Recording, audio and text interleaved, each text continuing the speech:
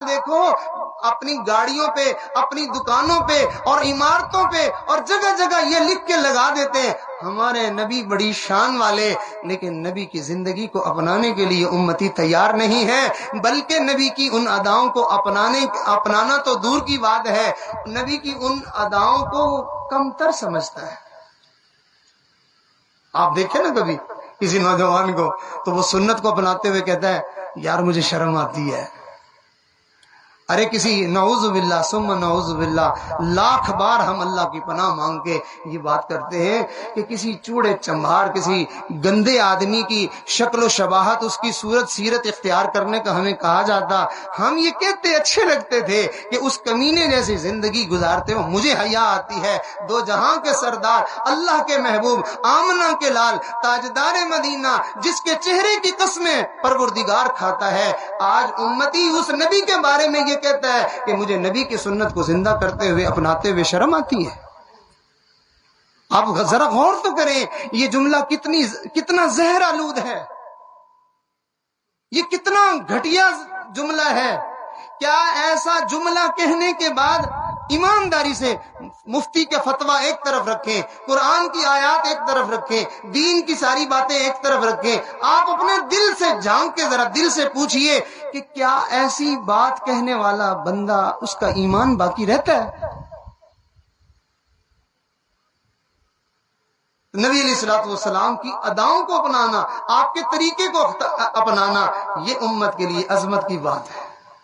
یہ امت کے لیے شرافت کی بات ہے، یہ امت کے لیے بزرگی کی بات ہے، یہ امت کے لیے اعلیٰ کردار اور اعلیٰ اخلاق کی بات ہے۔ چنانچہ نبی علیہ السلام نے کیسی زندگی گزاری، آئیے چند ایک جھلکیاں دیکھتے ہیں۔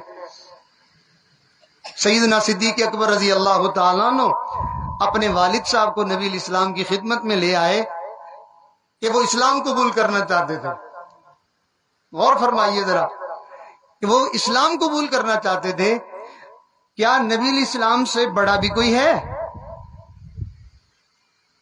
نبی علیہ السلام نے جب دیکھا کہ ابو بکر رضی اللہ تعالیٰ عنہ اپنے والد کو نبی علیہ السلام کی خدمت میں اسلام قبول کرنے کے لیے لائے ہیں، تو اللہ کے حبیب صلی اللہ علیہ وسلم نے کمال ادب دکھایا،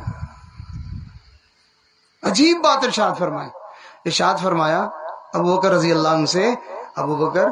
تم نے اپنے بوڑھے والد کو کیوں تکلیف دی، مجھے بتاتے میں وہاں چلا جاتا۔ اور آج جوان بچہ اپنی ماں کو کہتا ہے مجھے پانی لا دو، مجھے نمک لا دو، مجھے فلاں چیز لا دو، میری بات سنو۔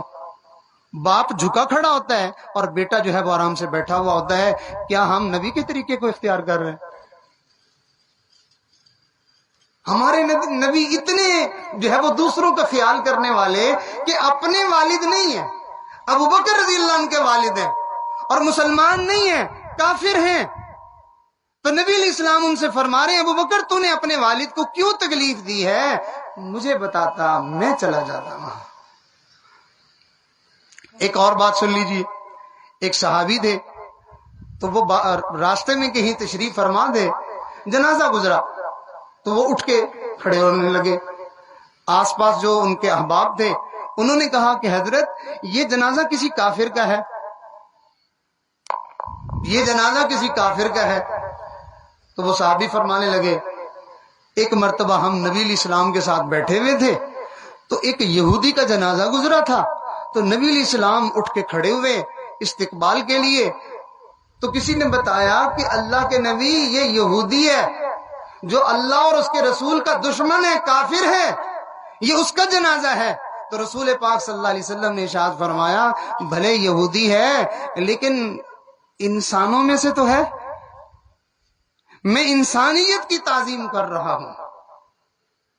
یہ ایک یہودی کا جنازہ ہے۔ رسول اللہ صلی اللہ علیہ وسلم کھڑے ہو رہے ہیں، اس کے آنے پر تھوڑی دیر کے لیے اپنے گریبان میں منہ ڈال کے ذرا جھانکیں کہ کیا ہم اپنے باپ کے آنے پر کھڑے ہوتے ہیں کہ میرے والد صاحب میرے گھر آئے ہیں تو میں اٹھ کے کھڑا ہو جاؤں؟ نہیں، ہم نے دین کہاں سے سیکھا ہے؟ ہم نبی کے عشق کی باتیں کرتے ہیں۔ نبی علیہ الصلوۃ والسلام اپنی امت کو تعلیم دے رہے، ارشاد فرمایا میری امت کے لوگوں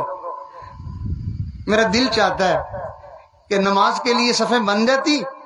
اور اقامت بھی ہو چکی ہوتی اور میں بھی کھڑا مصلی پہ ہوتا، اور اس وقت میری ماں مجھے بلاتی یا محمد،